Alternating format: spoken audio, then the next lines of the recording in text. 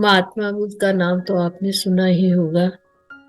महात्मा बुद्ध जब समाधि में जा रहे थे, जब उनका अंतिम समय था, वो 2 साल एक वृक्ष के नीचे खड़े रहे और उन्होंने अपने सारे शिष्यों से पूछा, अगर आपके मन में कोई भी प्रश्न है तो आप मुझसे उत्तर जान लीजिए, क्योंकि अब मैं इस देह को छोड़कर जाने वाला हूँ। उनको भान हो गया था कि मैंने अपनी देह को अब छोड़ने वाला हूँ। उन्होंने अपने सारे शिष्यों से कहा, परंतु सारे शिष्यों ने कहा, अब हमें कुछ भी जानना नहीं, आपने हमें इतना ज्ञान दे दिया है कि हमें हमारा कोई प्रश्न ही नहीं रहता। जब जीवन में ज्ञान पूर्ण रूप से उतर जाता है ना, फिर सारे प्रश्न जीवन में खत्म हो जाते हैं। ऐसे ही उनके शिष्यों ने कहा। फिर क्या देखते हैं, जब बुद्ध जो बिल्कुल अपने श्वास को शून्य में ले जा रहे थे, समाधि में शून्य होने जा रहे थे, तो एक वहां पे सब लोगों को पता चल गया कि आज महात्मा बुद्ध अपने प्राणों को त्यागने वाले हैं। तो एक दुकानदार था जिनके वहां पे रोज महात्मा बुद्ध उधर जाते थे, परंतु उस दुकानदार के मन में ये प्रश्न नहीं रह गया कि मैंने भी कुछ पूछना था।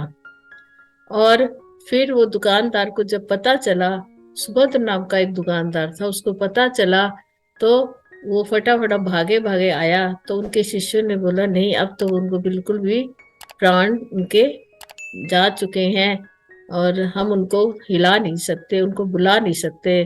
परंतु वो दुकानदार बड़ा जिद करने लग पड़ा। देखो, उस सुषुप्ति अवस्था में भी महात्मा बुद्ध को उन दोनों का वार्तालाप सुनाई दे रहा था।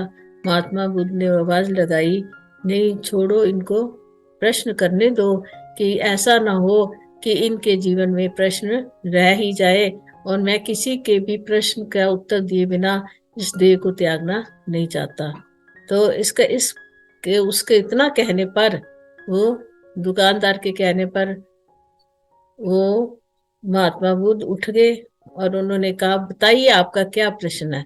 देखो, जब भी हम किसी महात्मा, संत या महान पुरुषों के सामने जाते हैं तो हमारे प्रश्नों का भी कुछ ना कुछ आधार होना चाहिए। हमें प्रश्न करना ही नहीं आता गुरुओं से। गुरु से हमें किस प्रकार का प्रश्न करें ये हमें पता ही नहीं है, जिज्ञासा ही नहीं है। संसार के अंदर हम इतने मस्त रहते हैं कि हमें अपने आप को या परमात्मा को जानने की कोई जिज्ञासा ही नहीं होती। ऐसी ही जिज्ञासा अगर उसको उत्पन्न हुई उस दुकानदार को, परंतु उस प्रश्नों में कोई इतना आधार नहीं था, कहते हैं। ये महात्मा बुद्ध के फिर ये 3 प्रश्न थे उसके दुकानदार के।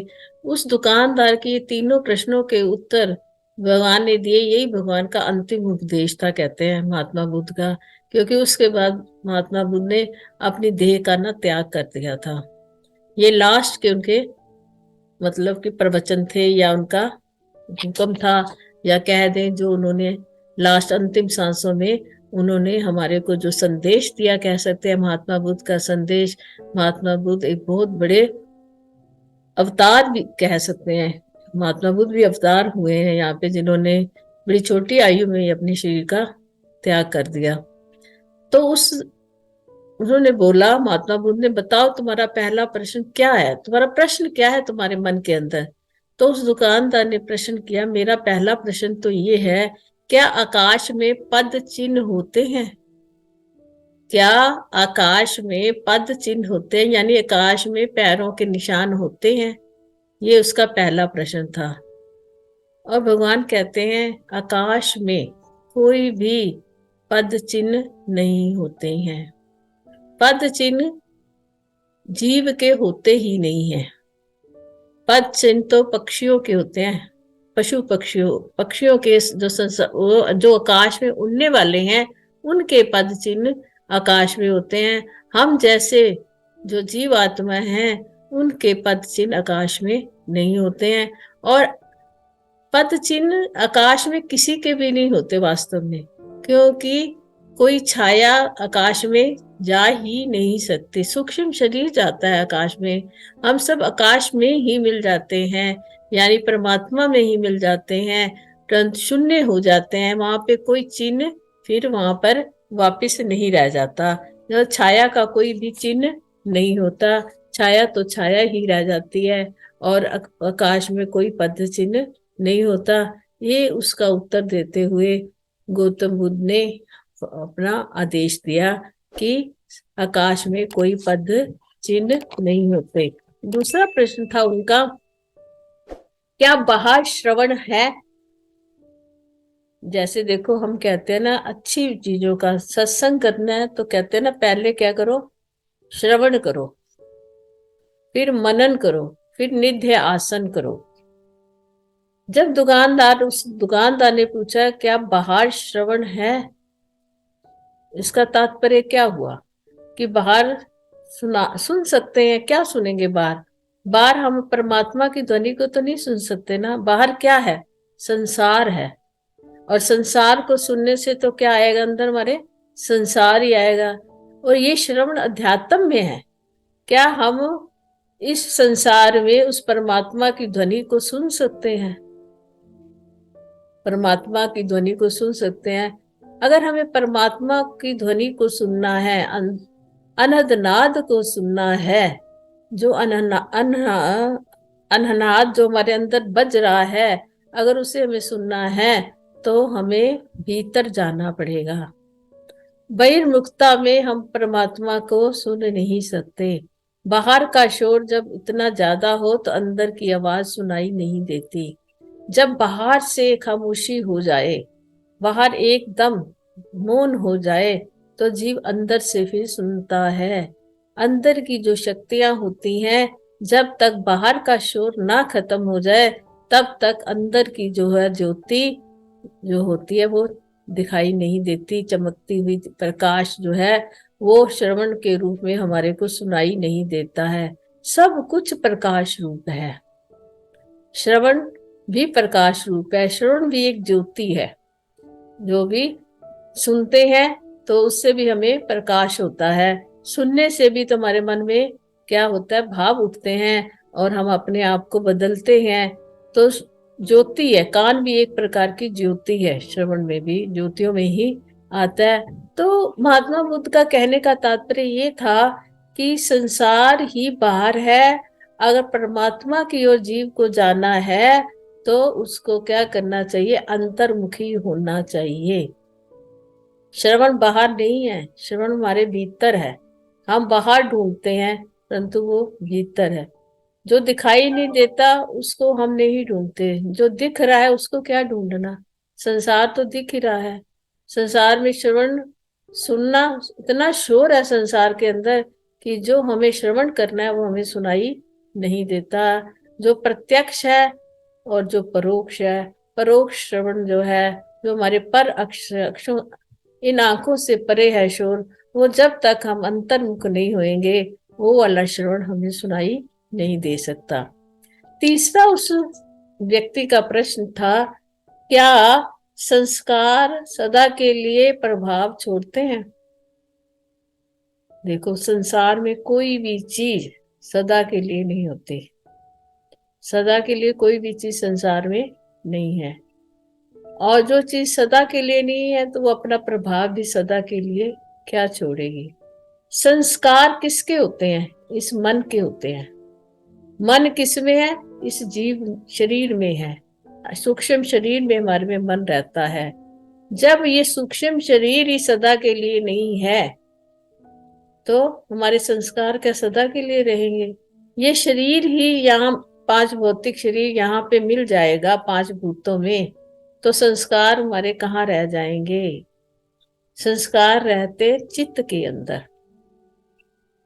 वो भी सदा नहीं रहते, वो भी बदलते रहते हैं। हम एक जन्म के संस्कार, दूसरे जन्म के संस्कार, तीसरे जन्म के संस्कार, इस प्रकार हमारे संस्कार भी जब पिछले संस्कारों को भुगतान करते हैं अगले और बना लेते हैं। एक ही चीज सदा नहीं रहती जो बनती है। कहने का तात्पर्य ये है कि संसार में जो चीज बनती है वो विनष्टि जरूर है, उसका विनाश अवश्य होता है। वो सदा कभी टिकाऊ नहीं रहती। उसमें काल की वो नियमिता कह सकते हैं, काल का कुछ नियम होता है कितने समय तक रहेगी। परंतु मेरी जो आत्मा है वो काल से परे है। संस्कार जो है हमेशा के लिए हमारे जीवन में नहीं रहते, वो बदलते रहते हैं, क्योंकि ये जीवन भी बदलता रहता है। जन्म के बाद मृत्यु, मृत्यु के बाद जन्म, ये हमारा चलता ही रहता है संस्कार। हम कभी मर जाते हैं, कभी फिर जी जाते हैं। मरता कौन है? ये शरीर मरता है। इस शरीर के अंदर जो सूक्ष्म शरीर है, उसमें जो चित्त होता है, वो संस्कार लेकर जाता है। फिर अगले जन्म में हमें उसी प्रकार का जन्म मिल जाता है। तो वो वाले जो पिछले जन्म के हमारे चित्त में संस्कार थे, वो अगले जन्म में जाकर नहीं होते हैं। फिर जो उस जन्म में हम उस संस्कारों को इकट्ठा करते हैं, वो फिर अगले जन्म में होते हैं। इस प्रकार जो संस्कारों का प्रभाव है, वो हमेशा के लिए नहीं होता। ये बात हमें याद रखनी चाहिए।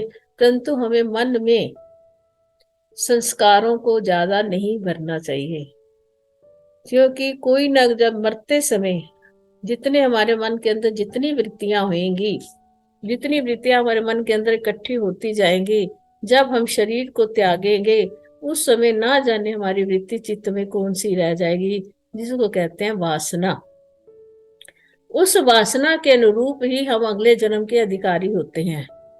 तो हमें ये चाहिए कि जीवन भर अगर हम परमात्मा के अंदर अपनी वासना रखें, वास हमारा किसके अंदर हो? परमात्मा के अंदर हो, वासना ना बने, तो हमें क्या करना है?